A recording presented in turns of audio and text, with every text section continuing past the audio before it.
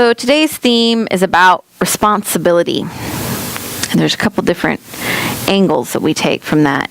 You know, we've been following the season for nonviolence, or peace and nonviolence, and one of the themes is responsibility, because if you've been following along in the little booklet, you'll know, and if you haven't, I'm going to tell you, that we start with themes that are about changing ourselves, and then themes about changing our community, and then themes about changing our world. So we're at the end part, which is about changing our community and our world. And so this part of responsibility is about recognizing that we are all connected. You know, people like to say, oh, I could go and live in the woods and do it all myself and not need to rely on anyone else. But really, are you sure about that? We are all so interconnected. We buy supplies from people. We like to, you're going to eat, right? I'm guessing you're going to be connected to something for food, even if it's animals, which isn't my preference, but whatever. And so we're all connected, and we have this understanding of responsibility to each other as fellow beings on this earth.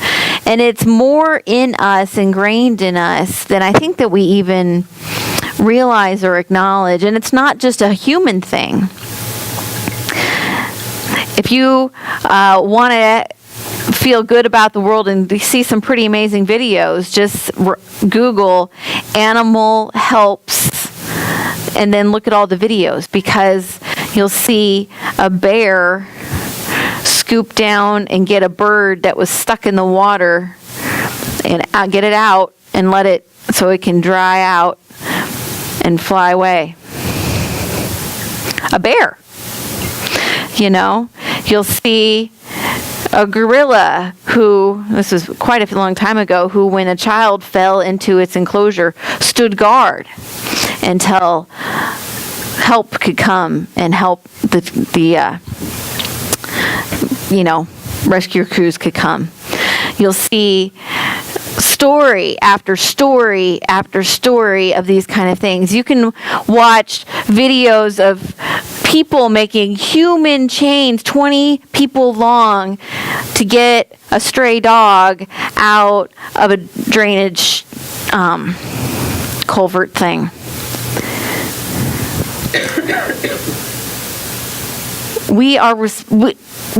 It's something that's in us. We know these things. When we see someone in trouble, we try to help, right?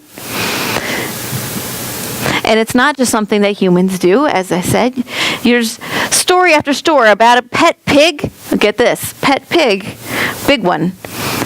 The pet pig's human had something happen, had a heart attack or something. The pet pig went outside and stood trying to get cars to stop, and then would go back in and check on mom, and then go back out and kept until a car stopped, and the pig could direct the human to her human. The stories go on and on and on.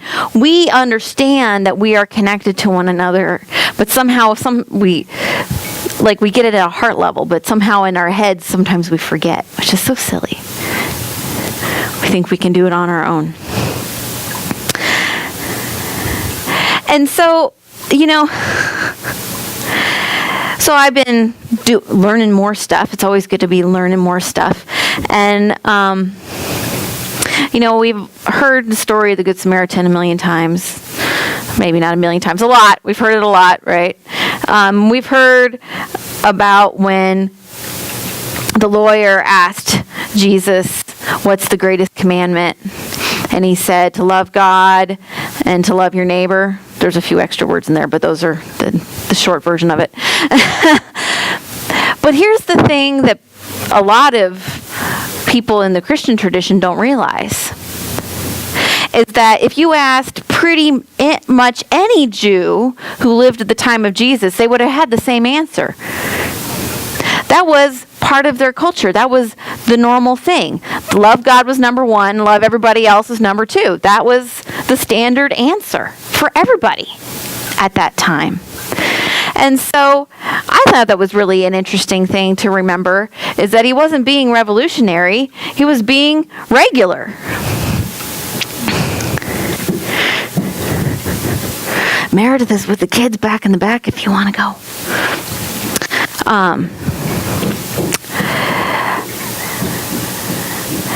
And so this idea that we should take care of each other is not a new concept. If you are in the desert and you come across your enemy and you're in the desert, they'll still offer you a cup of tea and take care of you, because that's the way it works. That's the way it works. That's the way the world should work, don't you think? I think so. And that's the idea, is that not only do we know that we're all connected to one another, it's that we need to realize that when one of us is not getting everything that we need, then all of us are not getting what we need. And that means it's time to do something. And I've talked so many times before about, we all have to figure out what is our things to do. And there's probably different things at different times that are our things to do. But to pay attention, just because things are good for us, it doesn't mean it's good for everybody. And what can we do to make it a little bit better? One thing I did this week, just a little thing, I went and donated blood. It's a great way to lose a pound. I went and donated blood because you know what? I got O negative, which means they really like mine. And, that's something I have that I can give. And it's not even a lot of work. And they give you cookies. It's because I have an O negative blood, I feel responsible, especially responsible to do that. And I know that that's not something everyone can do, but I can, so I do it.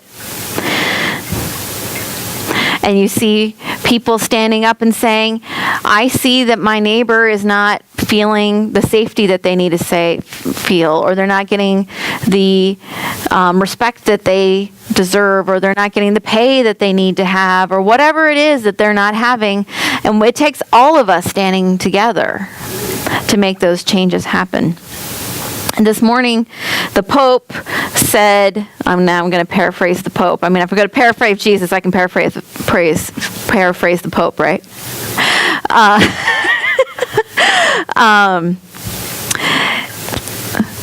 Well, I could say it in the original Italian, but only Gabriella would understand. So, he said to listen to the children, that the children were going to lead the way, and that the grown-ups need to get out of the way and let the children, because they know what they need and they know how they want the world to be. And I was like, yeah. They do see things in a different way, and they do want to make a difference. And so let them lead. Let us follow.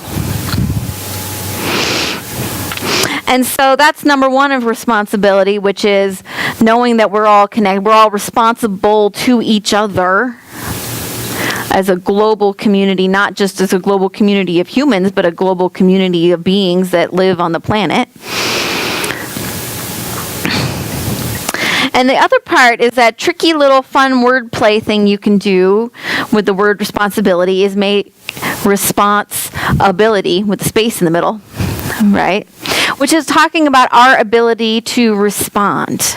And this is one of the most powerful ways to create more peace in our own world, is to move from a reaction response to a responding.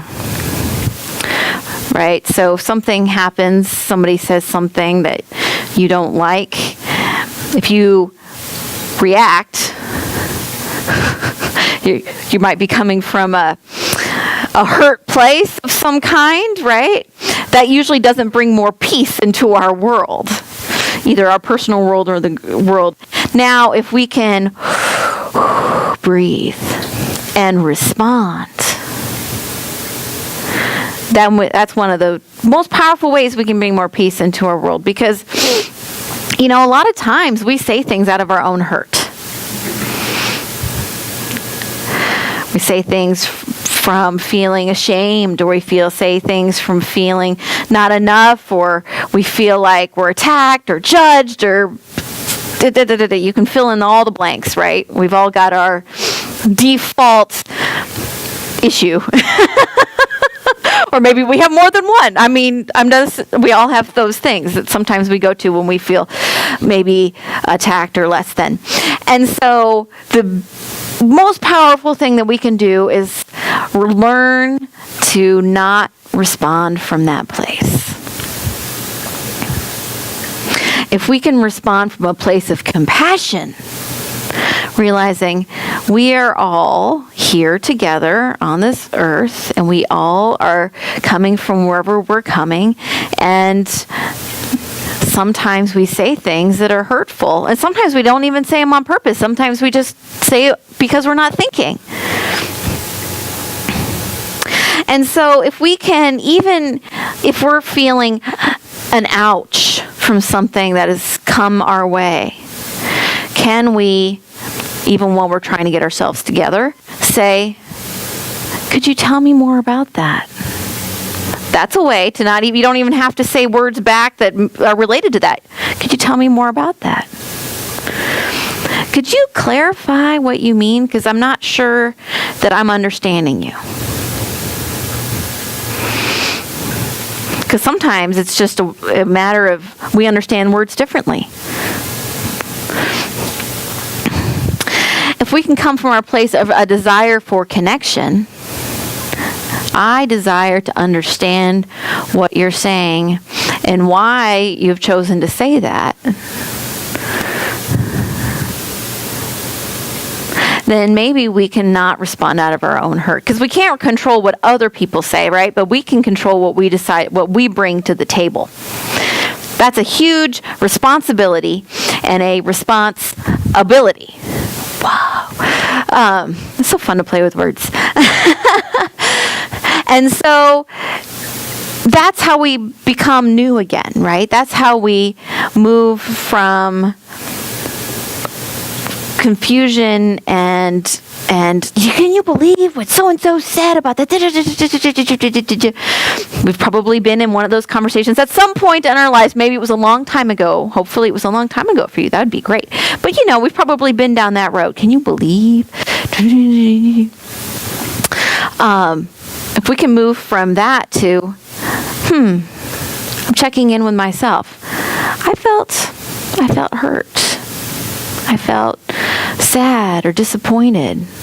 Using those nonviolent communication skills, what did I feel? I felt sad when that happened because I desire connection, or I felt sad because that's not how I wanted it to happen. It's okay to feel disappointed. So that's the big thing, is can we respond from our wholeness? It takes a lot of practice. But one conversation at a time. That's all it takes. Is one slight move. One slight move. One slight move. Now, there's a lot of tools.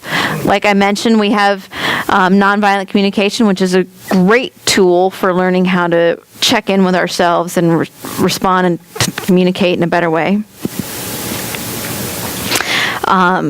There's other things like Byron Katie's The Work, which talks about discovering for ourselves, are these things really true? And of course, there's my favorite default answer for everything. Meditation. Yes. Oh, my prayer chaplain. I swear I didn't plant her, but but when we engage in spiritual practice, and I know that the getting started is the hardest part, and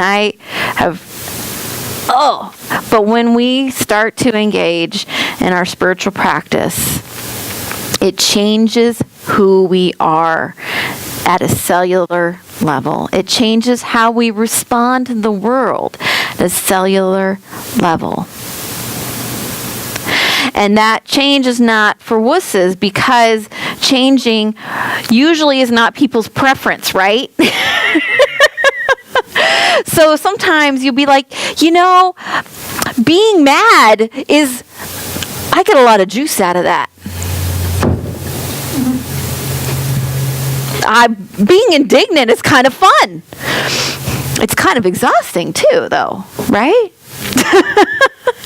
So when we take the time to do our spiritual practice and meditate, we realize that, when we get back into that place of I'm one with all the things, with all the places, with all the people. It's harder to be indignant that so-and-so.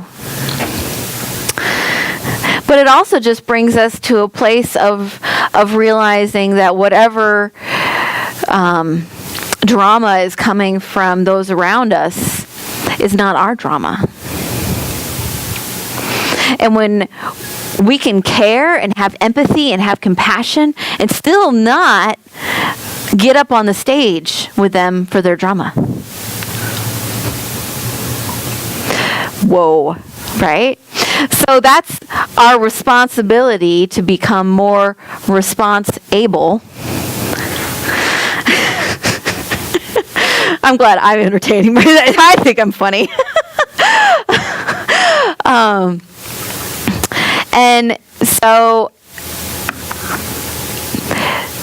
that is part of, for me, a huge part, of what this whole season of Peace and Nonviolence is about. If we looked at each one of those steps, each one of those themes, we could say there's a way for me to be responsible a little bit more, just a little bit more for this particular aspect. A little bit more, a little bit more. It's not about trying to move the needle way over here all at once, but it's a little bit more. How do I change myself to be more in that pace of peace? And so, yes, it's Palm Sunday, and no, I didn't really talk about that. But the time of Palm Sunday is about fully coming into who you are, right? That's when Jesus was like the most shiny version of himself. And so this is the time for us to step into that. How can I be the best Christ I can be? How can I show up that way? That's the Jesus example of knowing that we're all neighbors. All of us. All of us. All of us. So, as we are moving into Holy Week, which is what some people call this week, I encourage you to live in that Jesus example of being connected, of responsibility to all, and responding from our highest self.